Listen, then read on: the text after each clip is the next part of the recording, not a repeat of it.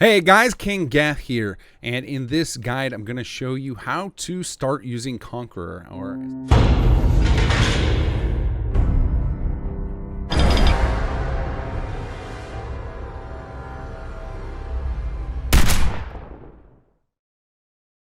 establish an empire. So this is how you're going to start with a faction and let them take over a settlement.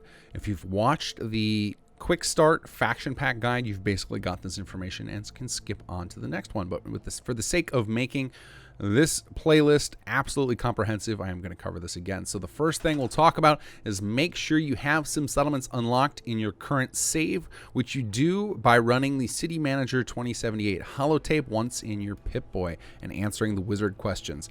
If you don't know how to do that, check out that quick guide I just mentioned, or go to our wiki, or you can head to the quick start video for Sim Settlements Original, which is right on the front page of my channel. There's a million different ways to find out about that, but I'm going to assume most of you already know that. You do not need to use all of the Sim Settlements features in order to enjoy Conqueror, but at least the basics of having the mod unlocked and building plots is probably going to be incredibly useful for you to make the most of Conqueror. So the idea behind establishing an empire is that you choose a faction to ally with and you give them a blank settlement. You're going to pick a settlement that has no people in it. As you can see up in the top left hand corner, it has 0 people. Technically it does have someone with Codsworth, but he doesn't count yet because I haven't done his quest to add him, so this settlement would still be a viable place to start a new empire. So to start an empire, you're going to go to the Sim Settlements menu if you have Settlement Menu Manager installed. If you don't have that mod, instead this will be under the crafting section. In the Sim Settlements menu, it's under Furniture, and you're going to build yourself a War Planner's Desk. And we're going to go ahead and build this here. And this will pop up, and I'm going to exit workshop mode, and after it finishes placing all the things on the desk, you're going to get this pop-up.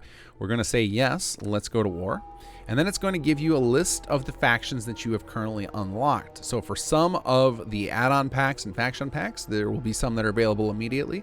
Many of them actually require you to do little quests so that it's immersive. Your character actually knows of that faction, so you're not just popping out of the gate and having access to them. For example, the Jammers Raiders from the Raider quest line that we've built into Conqueror doesn't become available as an option until you start doing that quest. So that is one of those examples. So right out of the bat, if you have no faction packs installed and you have done none of our Raider quest line, this could come up and tell you that there are no faction packs, and that is normal.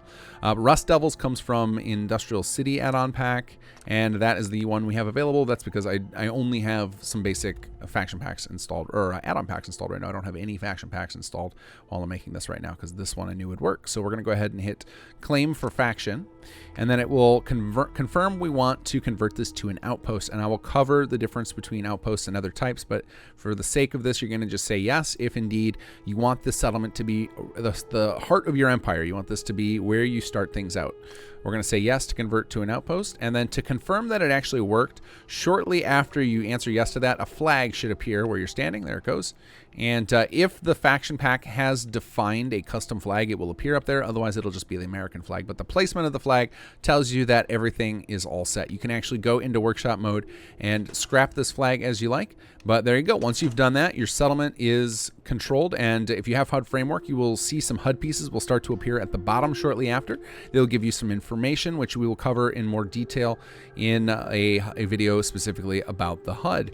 And that is all we're going to cover for this video. So head on to the next one if you want to learn more.